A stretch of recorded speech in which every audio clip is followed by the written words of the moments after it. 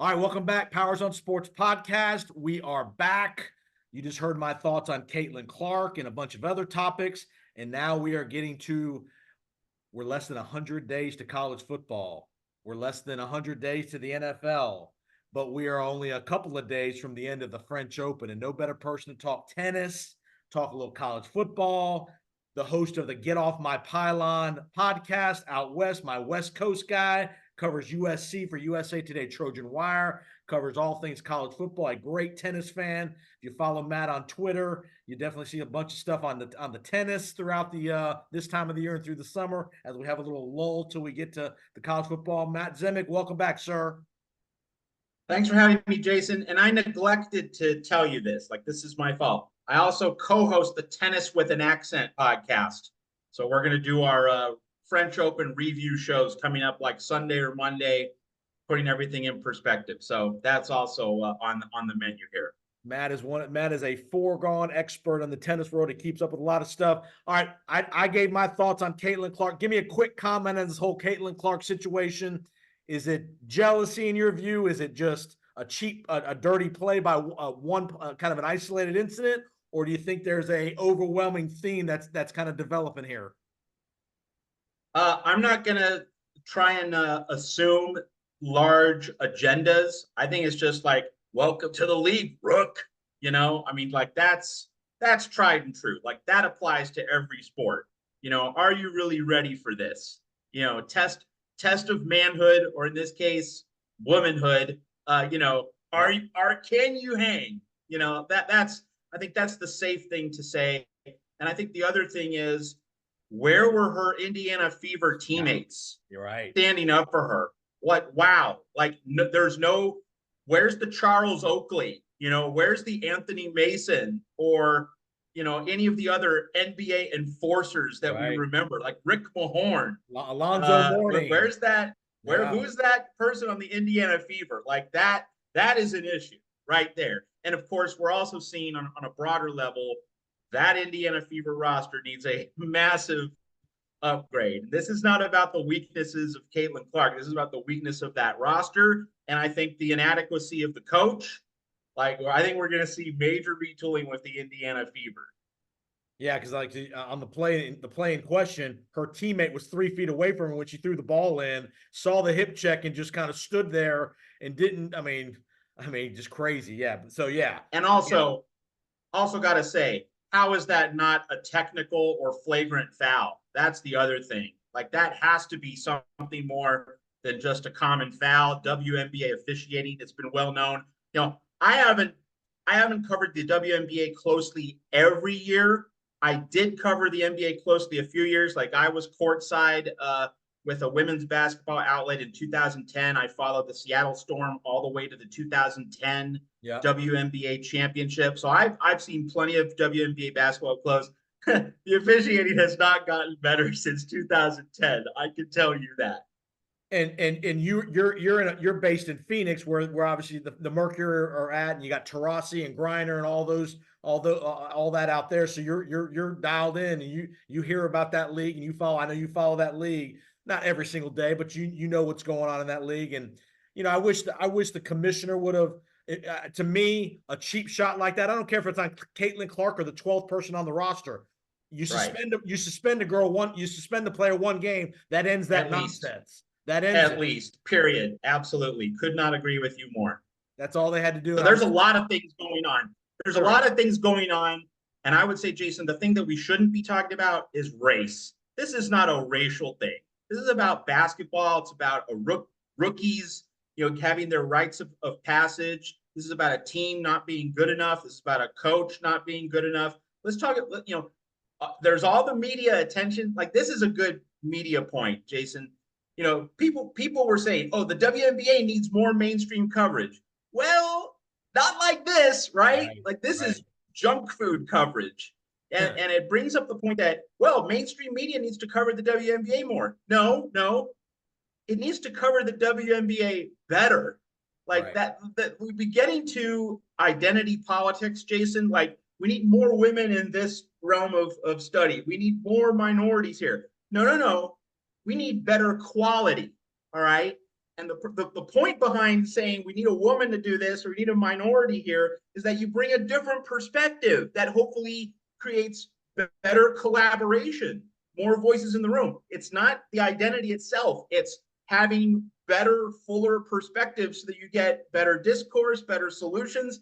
That's really the nuance here. So this has really been brought up a lot of media issues, a lot of race and gender issues. Let's just talk about WNBA basketball and what teams need to do to be better, how officiating can be better, how coaching can be better, how Caitlin Clark's teammates can be better. That's what we should be talking about. It's been very revealing, right? And so like this is an interesting conversation, but it needs to be channeled in the right direction. All right, let's transition to overseas, the red clay of Roland Garros, Paris. We are getting to the final stages here of the French Open, the second major of the year. There's been some good matches, really good matches, and you can discuss that. We've got a couple of heavyweight matchups, one on the women's side, but we had a potential good one on the men's side, and we've got another potential good one in the semifinals with Alcaraz and Sinner potentially. So before we get to the matches, the X's and O's, let's talk about a couple of the stalwarts, the all-timers. Let's start with Nadal. He obviously got a rough draw. He's been out. We know his injury. He's been injured. He loses in the first round. Plays pretty good from all indications. Played Zverev, the number 4 seed. Do you think it was fair that he got obviously he was a wild card. He wasn't seeded. Do you think it was fair that he's treated like any other guy with a wild card where whatever the randomness of the draw is that matches that matchup? Or do you think the French committee, the French Open committee should have given him a little bit of leeway with all of his history at Roland Garros? Well, I think the wild card with him being out for a long time, like that was the way to go. Like he got into the main draw, like he wasn't forced to play the qualifying rounds. Right. So like that to me is reasonable. Now, Jason, we do not have enough time for this conversation, but like if I was commissioner of tennis, and tennis needs a commissioner, tennis needs like a strong person to kind of organize the sport. It's a lot like college football, interestingly enough. Like there's no galvanizing leadership presence in tennis, but like one of the many things that tennis should do that it hasn't done is that tennis should basically go to the NCAA tournament style bracket. There are 128 players in the main draws of the major tournaments, French Open, Australian Open, US Open, Wimbledon. There are 128 players. You should just have number 1 plays 128, number 2 plays 127, and so on. And so within that, like that's how that's how you avoid a Zverev Nadal first round matchup. So that's kind of the conversation there. In terms of Nadal himself, it's interesting that he did not say after the loss to Zverev, "I'm done. It's over." He says, "I have goals. I want to see where my body's at. I'm looking to the future." Yep. And we just found out he's on the entry list for the Olympics, which are in Paris. They're so the Olympic tennis tournament's going to be back at Roland Garros. So he gets to play there another time. And so, in terms of Nadal saying goodbye, I don't think it's guaranteed that this is his last year. I think it's probable that it's his last year, but I don't think it's guaranteed. Like if he still thinks he has something to give, he might go into 2025, give it one more spin of the wheel, and then he lays it down if he realizes that there's nothing left. But he hasn't arrived at that point yet, I don't think, in his mind.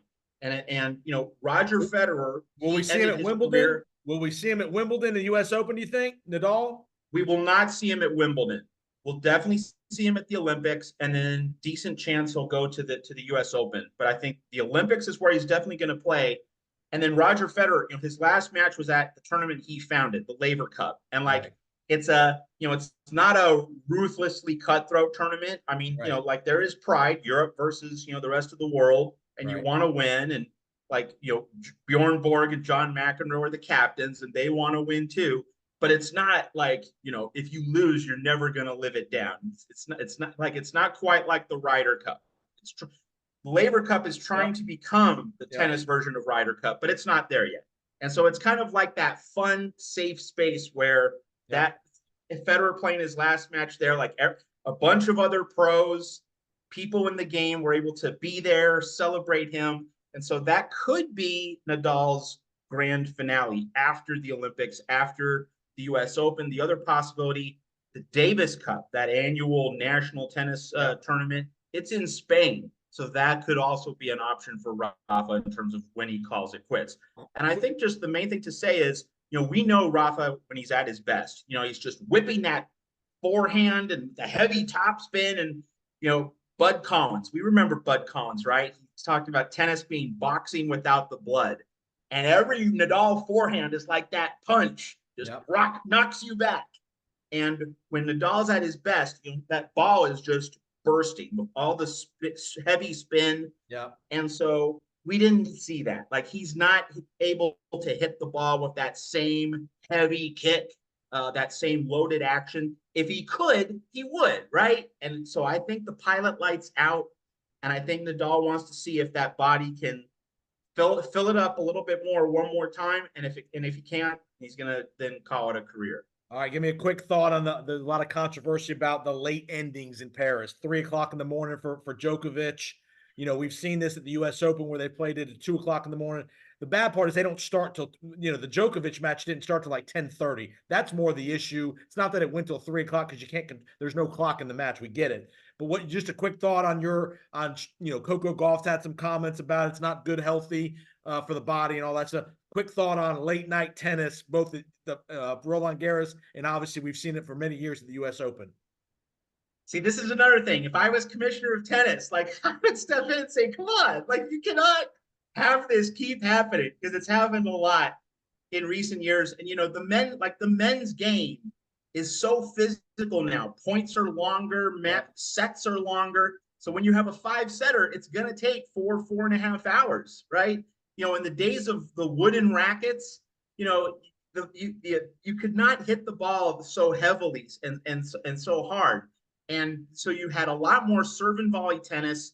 Points were a lot shorter than they are today. Like, matches matches went on a long time in the old days because they didn't have a tiebreaker. Right. But once you had that, then you could compress matches. So today, if you have 5 sets at the majors, and I think you should have 5 sets, like, that's part of what makes these matches great. Djokovic against Cerundolo, Djokovic against Musetti, like, the old champions summoning up the will and the courage in the 4th and 5th set when he's trailing and when he's hurt. Like, you want to keep 5 sets, but you have to schedule in accordance with that. You can't schedule matches such that they're going to bleed out like this. So the thing that tennis needs to do, Jason, and like, we remember USC played Colorado in college football in Boulder, 10 a.m. on Big Noon Saturday, 9 a.m. Pacific time. And so we're in a new era, and the adjustment tennis needs to make is, what? Play at 9 a.m. Play matches earlier in the day instead of waiting until 11. Start them at 9.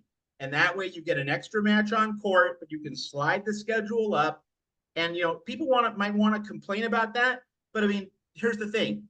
If you play, let's say, on a Monday, mid-afternoon, and then your next match is Thursday, and that happens during the first week at a major, right? Because the first round is 3 days. It's either Sunday through Tuesday, or it's Monday through Wednesday. So you'll have 2 days off between your first round match and your second round match, at least for a good portion of the tournament. Playing that second round match at 9 a.m. after having 2 days off, that's not a hardship. Like, you have plenty of rest. You can line up your schedule. So you don't have to play 9 a.m. the whole tournament, but there are like at least 3 out of the 7 matches. First 3 or 4 days of the tournament, you need to do that. 3 or 4 days you can play at 9 a.m. And the French Open was plagued by rain throughout the week. Right. Now, if you have rain, all right, and you have a backlog schedule and you have 2 roofed courts, as the French Open does, absolutely you should be playing at 9 to get in more matches. Yep. So there are some common sense adjustments that these major tournaments can make, and they haven't made them. And we'll see if they adjust, but don't bet any money on it. Though I will say, I have been a fan over the years of the 1:30, 2 o'clock in the mornings classics at Flushing Meadow. So I've been up for many a nights of those that I've loved. There's been some classic matches. So I'll be on the side of maybe not the 3 o'clock in the morning, but I don't mind till 1 or 1:30 on a late night, especially at the US Open. All right. We are recording this. It's coming out on Thursday, so we don't know the results here. And the results have already happened. Coco Gauff and Swiatek. Give me a quick thought. Who do you like? Two polarizing figures, two of the, obviously the top. This would be a great final when we're getting this in the semifinal. Who do you like? Yeah, so the French Open is known in France as Roland Garros with an R, but when Iga Swiatek plays, it's called Poland Garros with a P, Okay. because the Polish superstar is something else on red clay. She is the best female clay court player in the world, and it's interesting that at the two main lead up events before the French Open, Madrid and then Rome, we had the same final, and it was 1-2. Swiatek, number 1, against number 2, Aryna Sabalenka. And the Madrid final was an epic. Third set tiebreaker. Yep. Sabalenka had match point, but Swiatek snatched that win away. And then they met in Rome, where in Madrid it's higher elevation, so the ball bounces higher. Sabalenka is taller, so the ball goes into her strike zone better. Madrid was considered the place where Sabalenka had a better chance. It's exactly how it played out. Sabalenka nearly won in Madrid. Swiatek won decisively in Rome. But we have a chance to have a third Swiatek-Sabalenka final. Swiatek has to be the favorite over Goff. But the thing about Goff, and first off, let's just admire what she's doing here. U.S. Open champion, yep. Australian Open semifinal, French Open semifinal. She's regularly making the semis. She's the face of women's tournaments. She's the face. That's right. Like, she's so young, and yet she's already, like, she has the composure that a lot of veterans, 25, 30, 35 years old, never get. Like, she's a 20-year-old playing like a 30-year-old, and that's a compliment. Like, just in terms of her savvy, her wisdom, her competitive chops. She loses first sets like she did against Ons Jabeur in the quarterfinals. Doesn't rattle her. She comes back. She's one of the best on tour at winning a match after losing. I think a lot of that goes to Brad Gilbert. I think Brad Gilbert's a big influence there. Certainly a part of it. Like, winning ugly, knowing how to compete, absolutely. So again, this, as you said, this show is going to be released on Thursday, so you might already have seen the match. It's going to start early at like 8 a.m. Eastern on Thursday. Yep. But like, if you get a chance to watch a replay on Tennis Channel, you get to watch the match later in the afternoon. Tennis Channel, replays their initial airing.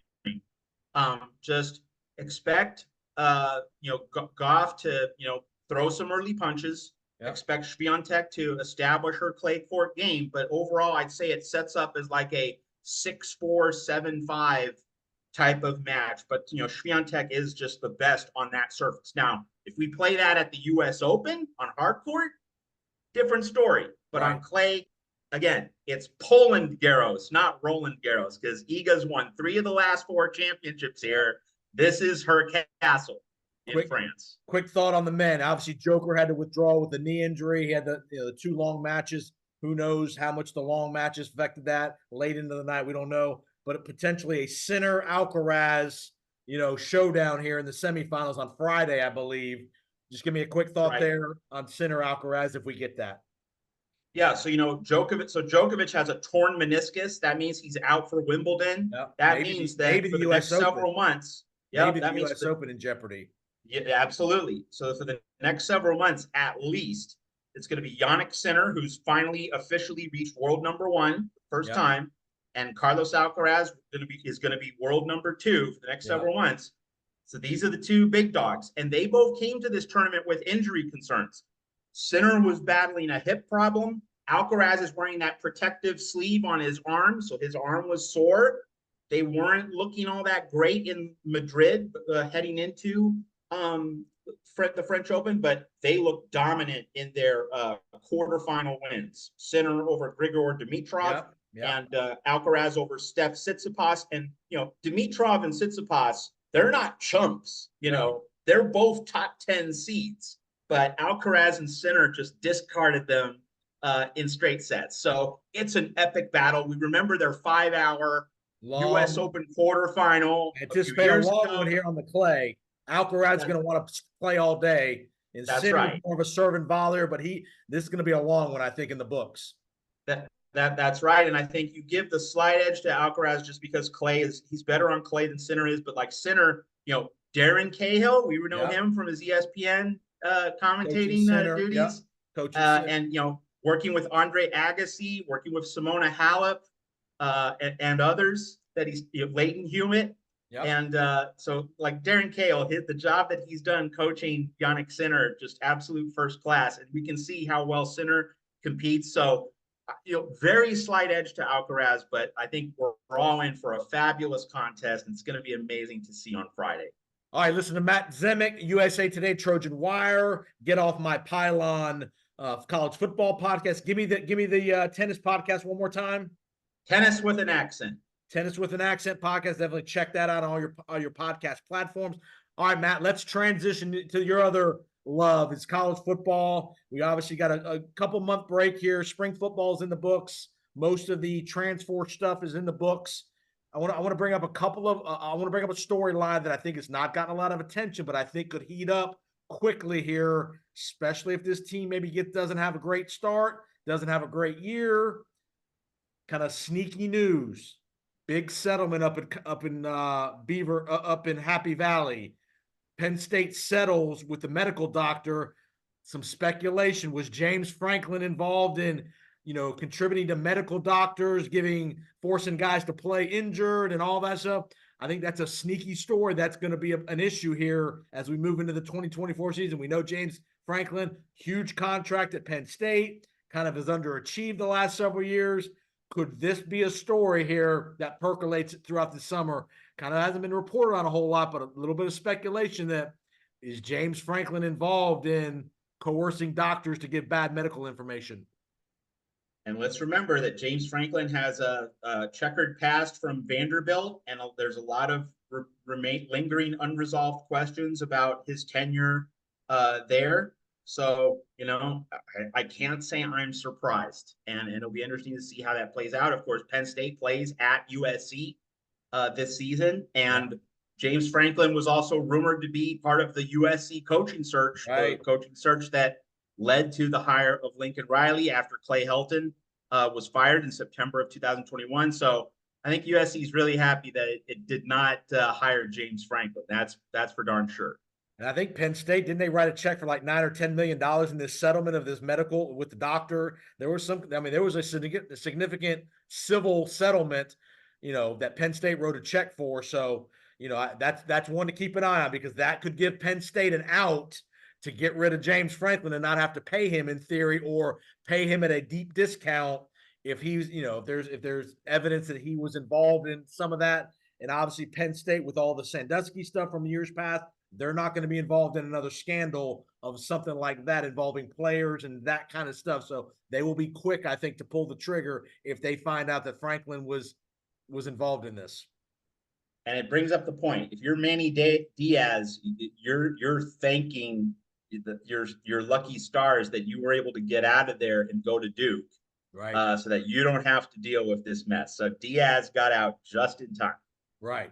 All right, let's look ahead to week one. There's 4 matchups I want to get your thoughts on, and we won't talk about X's and O's a whole lot, but just some storylines for each of these matchups. You got Clemson, Georgia, Notre Dame, Texas A&M, Miami, Florida, and USC, LSU. Let's start with your hot spot, USC, LSU. Huge game for both teams. Obviously, USC, they're going into the Big Ten.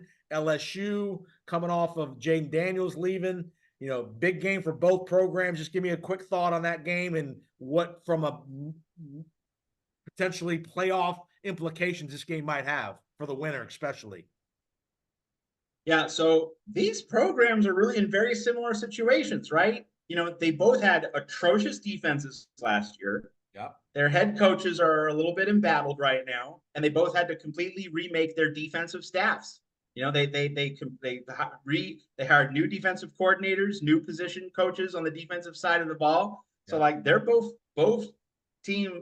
programs are starting over on defense. They're trying to recommit themselves to defense after being just awful on that side of the ball last season. They both had Heisman Trophy winning quarterbacks play for them last year, and they're both off to the NFL as the top 2 picks in the draft, and they both now start over at quarterback. So lots of similarities between these teams. And in Vegas, correct? In Vegas, that's right.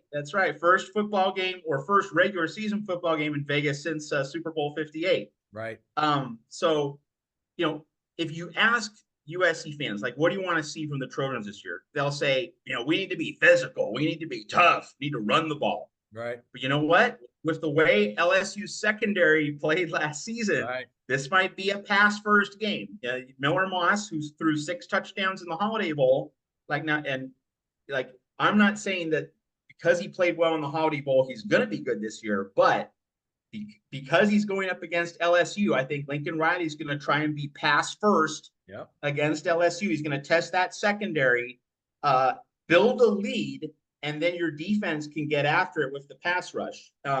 So I think when USC gets into the Big Ten, Jason, I think it's going to be more running the ball and ball control, keep the defense fresh, rested, off the field. But in this LSU game, it might be the kind of game where, we do need to score 40 points. We do need to get ahead. Protect the defense on the scoreboard, not so much in terms of time of possession. So I think that's really the unique angle on USC LSU, is that USC will probably want to be more of a ball control team this year, but the specific matchup against LSU probably recommends more of an aggressive, throw the ball down the field approach. All right, let's go to game 2 in my state here, Miami and Florida. 2 coaches kind of firmly on the hot seat. Napier, Mario Cristobal.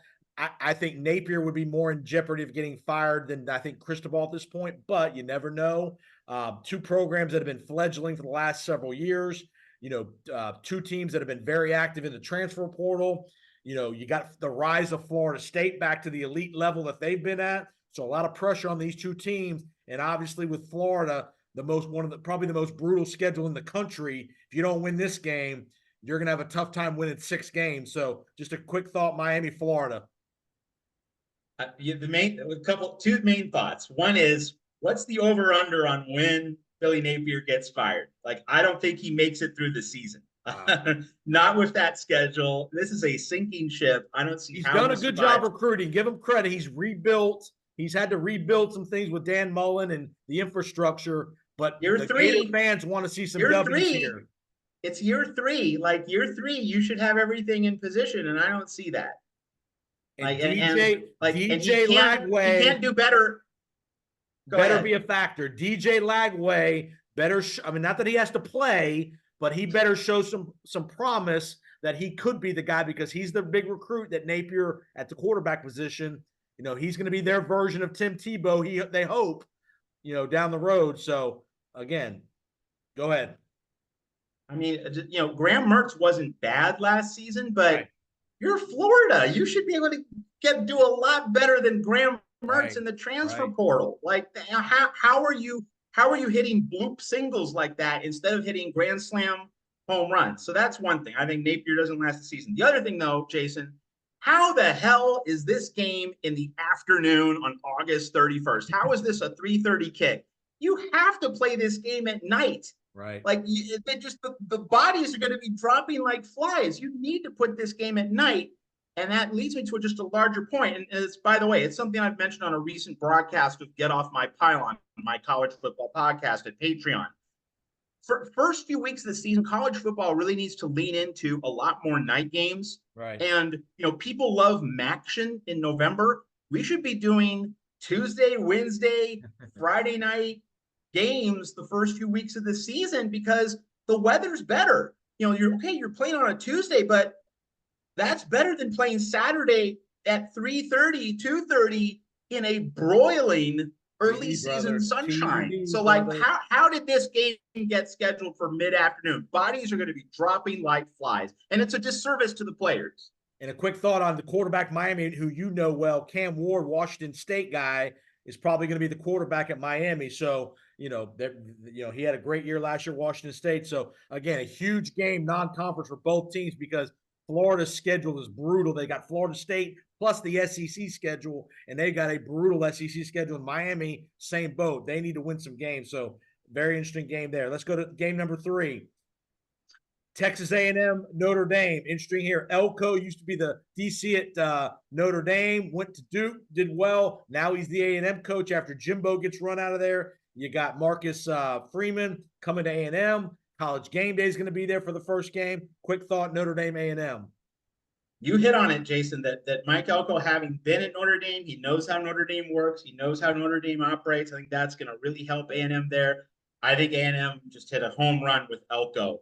Like, Jimbo Fisher has the national title, and for several years at Florida State, like, he was great, 2010 through 2016. But then, a lot like John Calipari in basketball, he lost the mustard on his fastball. And Mike Elko, he is a rock star coach right now, did an amazing job at Duke. So Texas A&M has to feel really good that it has the right guy in College Station. Does Notre Dame have the offensive firepower that they need to contend this year?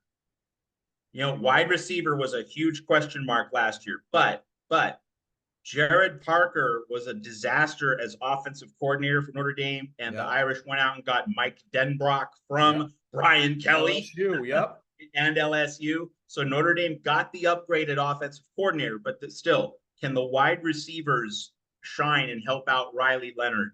We know Riley Leonard's a good running quarterback, but can we get like big time vertical passing, pitch catch down the field? Can Notre Dame stretch the field? That's the thing that Notre Dame offenses have not done under Marcus Freeman.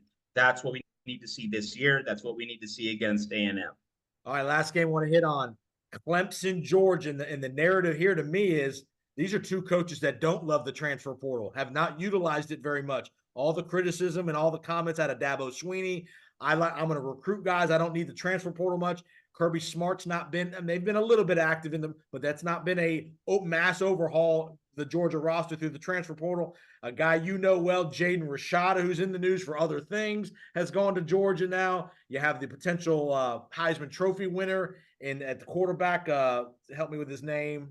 Carson Beck. Carson Beck. And obviously you have Clemson. A lot of pressure on Dabo. 2 years in a row that have a little bit underachieved. Give me a thought there. A border rivalry. You got South Carolina, Georgia. A lot on the line there. And again, especially for Clemson, this will be a humongous win as far as for a playoff berth for Clemson if they can win the game. Yeah, the big story is Dabo. Can Dabo get back on top of the mountain? And, he's been stubborn about the portal.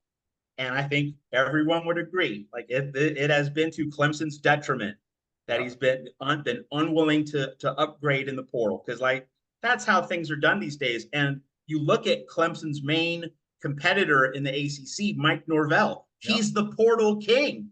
He's the portal boss. That's how Florida State surpassed Clemson, with Norvell just making all these upgrades on his roster in the portal. But Dabo's just he's resisting, he's holding out, and so this is a moment of truth time for Dabo. And when you look at the standard that Georgia has set over the past several years, and you look at the fact that Carson Beck is coming back, Georgia has continuity at quarterback, much as it did with Stetson Bennett for a couple seasons stacked together. It's impossible to bet on Clemson winning this game. You just have to take Georgia, and it's up to Clemson to change the conversation. But right now, the wise move is to doubt Dabo, and that's 4 years ago none of us were, but now pretty much everyone is, and it's appropriate to do so. Tell me the kid's name, the quarterback for Clemson. Cole, Cade Klubnik. Yeah, big year for him. A lot of expectations. He did not play well last year. This is a make or break year for him, in my view, there at Clemson. And with Georgia, you lose Todd Monken to the NFL. Mike Bobo, I believe, is the new OC there. He's familiar with that program. But again, it's a new guy calling plays. Who knows? But again, Carson Beck will be a top 4 or 5 candidate for the Heisman Trophy to start with. So again, huge game, especially for Clemson to get off to a good start there. Any other games on your radar for Week 1 that you liked? I'm not coming up with one. I don't have a schedule in front of me, but I do want to say, Clemson, Georgia. This is in the Mercedes-Benz Dome in Atlanta. And I know that a lot of people around college football hate these neutral site games, but you know what? Would you rather these games not be played? Right. Would you rather have the neutral site special or nothing at all? I'll take the neutral site special. The other thing is, for Atlanta, also Arlington, Jerry World, and now Las Vegas is part of the annual rotation of neutral site games. These are dome stadiums. So these are games that unlike Miami versus Florida in the Swamp at 3:30, these are games you can play in the middle of the day in domes. All right. So like this is good for college It football. is. And I guess in a perfect world, we do home and homes on campus. Is that the best outcome? Yes. But this is a good outcome. It's better than not having these games at all. And the other point to make, Jason, now that we have the 12-team playoff, you can lose 2 games. If you lose 2 games, but you play a cutthroat schedule and you play these big Labor Day weekend games and you go 10-2, you're going to be in. Unless we have an amazing run of 11-1 teams, which is that unlikely. Not that many. So like that's a really good thing that there is more incentive now, not less. There's more incentive to play these early games because if you can still lose twice, but if you go 10-2, you're probably going to get in. Like USC, I'm not saying USC is going to go 10-2, probably won't. But if USC does go 10-2 against a Big Ten schedule that has Michigan, Wisconsin, Penn State, you add Notre Dame, and then that game against LSU. If USC goes 10-2, USC's getting in. USC's getting in. So, in the 4-team playoff, if you were in the Pac-12, you had to go 12-1. You could not lose more than 1 game. But now in the 12-team playoff era, if you're USC or Oregon, you can lose twice and you're still likely to get in. So, like, that is different. Give me a 20-second answer. Should Bronny James have stayed in college one more year, or what do you think the decision that he made?